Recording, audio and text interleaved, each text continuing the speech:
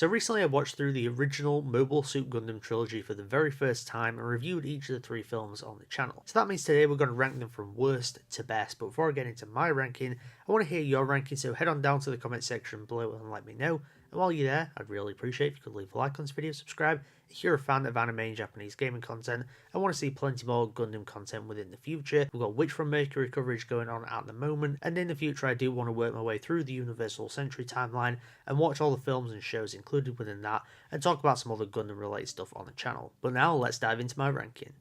In last place at number 3 is the second film, Soldiers of Sorrow. Now, as with all these films, I really did enjoy them. I think this trilogy as a whole is great, and is now one of my new favourites, not only in anime but in cinema as a whole. The thing I love about this film in particular is that it deals heavily with loss during warfare. You have a pretty massive battle that goes on, I'd probably say like in the middle, going towards maybe the third act or so, where there are some heavy losses within there. Characters that we've been introduced to throughout these first 2 films are then being killed off here and having a massive impact upon our main characters. It really grounds our leads emotionally and shows that there are personal stakes within the story. Amaru also gets to see the other side within this war. He gets to meet up with Ram Moral, who is part of Zeon, and gets to see that this guy is just a regular, decent person. There doesn't seem to be anything inherently evil about him, and therefore it once again brings in the questioning of why are we fighting these people. My issue with this film, aside from it feeling a little bit long, which is the same problem that I share across pretty much the entire trilogy, but with this one there is a severe lack of Shah, who was a very interesting character throughout this trilogy, and I feel like he was very underutilized within this film. Even though Soldiers of Sorrow is in last place, I think it's still a fantastic entry in this trilogy.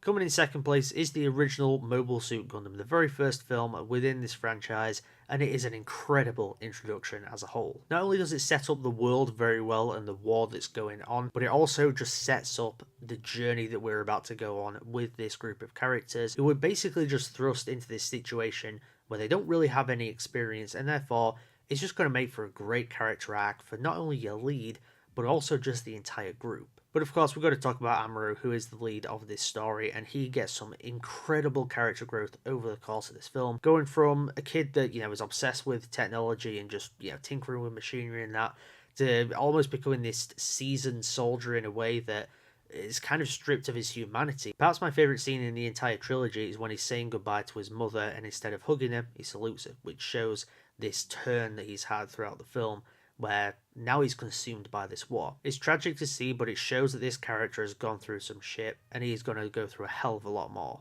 But coming in first place is Encounters in Space, the third and final entry in the trilogy, and it basically has everything that was good about the rest of the trilogy, except the animation was redone compared to the series, and it definitely shows. Because whilst the animation in the first 2 didn't bother me to like any significant degree where it tainted my enjoyment of them, it is noticeable. You go into this film and you can notice a significant step up, and I think it works very well for this film in particular, because it's very focused on a gigantic battle. This is well and truly the conclusion.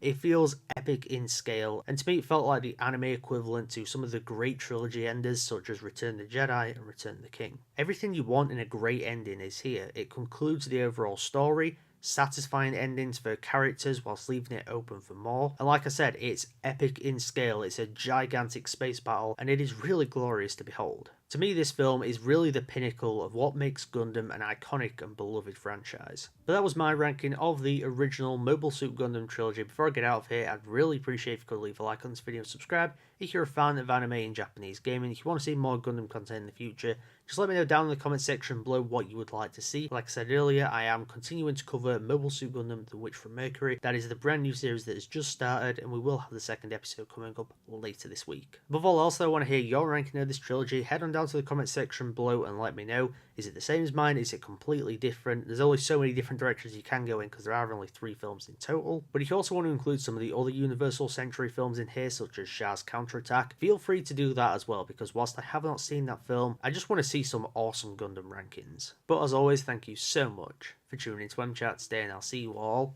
in the next video.